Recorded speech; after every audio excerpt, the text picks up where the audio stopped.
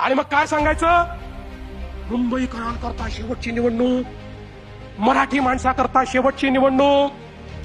बंधू भगिनींनो, ही मुंबईकरांकरता शेवटची निवडणूक नाही, ही मराठी माणसाच्या अस्तित्वाची निवडणूक नाही. अरे हा मराठी माणूस तो आहे ज्यानं अटके पार छेंडे लावले. छत्रपती शिवाजी महाराजांनी आम्हाला असं सळसळत रक्त दिलाय. आम्ही अन्याय सहन करणारे हे मराठी लोक नाही आहोत. अरे आम्ही तर त्या ठिकाणी पानिपतच्या लढाईमध्ये लढण्याकरता गेलो होतो. ते संकट महाराष्ट्रावर नव्हतं. अहमदच्या अब्दालीने त्या ठिकाणी पत्र लिहून कळवलं होतं मराठ्यांना की तुम्ही केवळ सिंध, पंजाब आणि बलुचिस्तान हे माझं आहे म्हणून सांगा, उर्वरित संपूर्ण भारत हा मराठ्यांचा आहे म्हणून मी त्या ठिकाणी त्याला मान्यता देतो. पण मराठी थांबले नाही, कारण आपल्या भारताचे तुकडे होत होते आणि तिथे जाऊन लढणारे आम्ही मराठी आहोत. आणि तुम्ही या ठिकाणी आम्हाला सांगता आपलं अस्तित्व संपून जाईल.